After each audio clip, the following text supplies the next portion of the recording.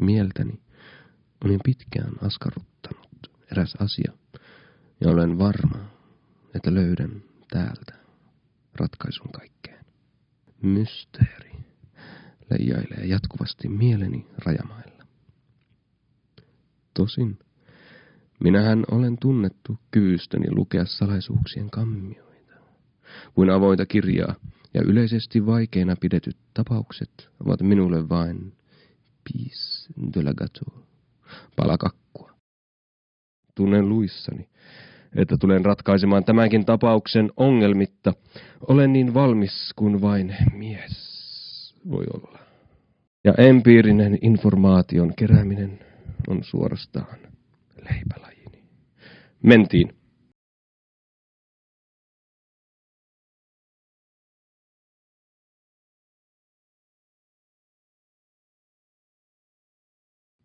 Jos tie onkin kivinen ja kulmikas, niin tähtää ylemmäs, sanoi äitini minulle muinoin. Nämä viisaat sanat muistaen koitan raottaa ovea salaisuuksiin.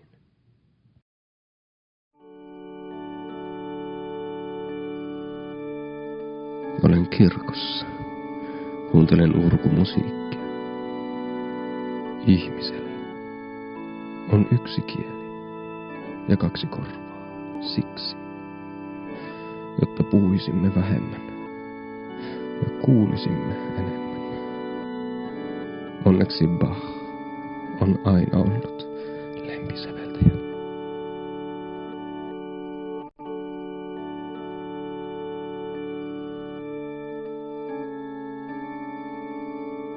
Mutta miehen on mentävä, kun miehen on mentävä. Usein ongelmista puhuttaessa kysymys ei ole siitä, etteivätkö ihmiset näkisi ratkaisua.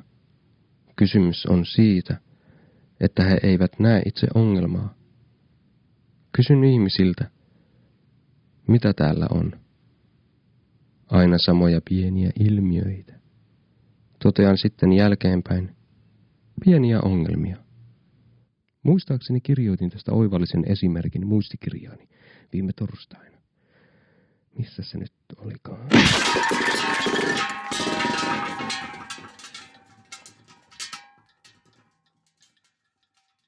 Tässä on seinä.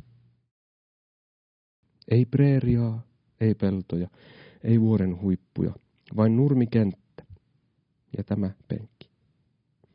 Oi katso penkki, sinun päiväsi koittaa. Minussa on aina asunut sisäinen runoilija minäni, mutta tänään en jouda runoilemaan. Keinu.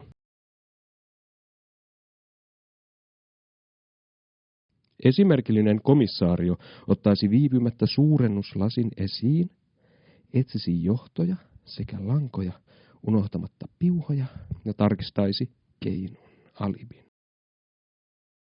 Mitä minä siis tein?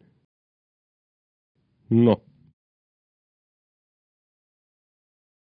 Ihminen, joka on liian vanha leikkimään, on todennäköisesti aina ollut liian vanha leikkimään. Ja onhan iloton ihminen kuin jousittamattomat kiesit.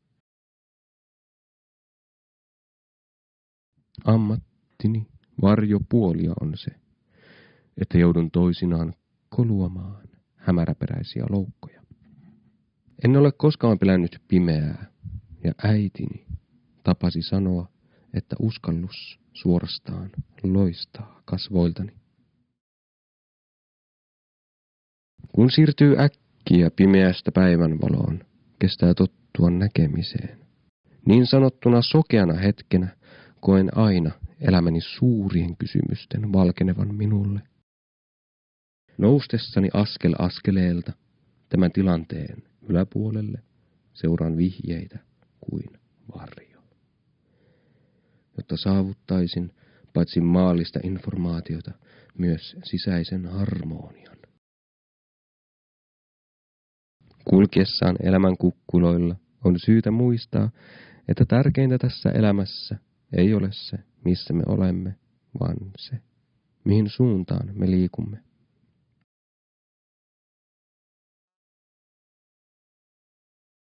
Sinne minne nenä näyttää, ajattelevat useimmat meistä.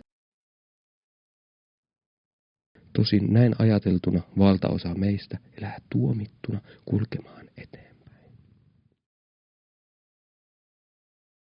Hupsista.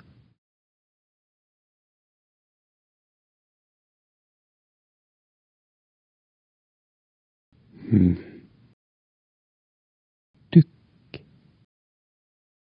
Jospas minä. Pojan kloppina tuahtelin aina pikkulintuja kivittäville ystävilleni. Itse olen aina koettanut tavoitella elämässäni jotain suurempaa.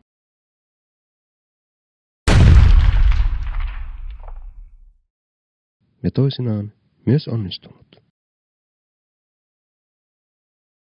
Meri on aina symboloinut minulle kaikkea arvoituksellisuutta.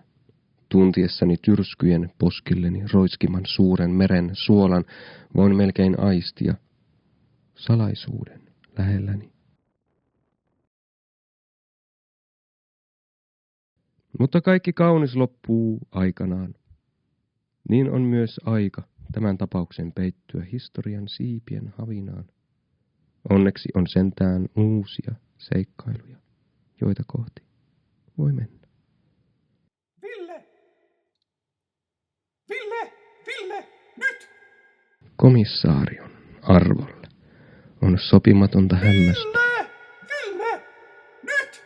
Simba.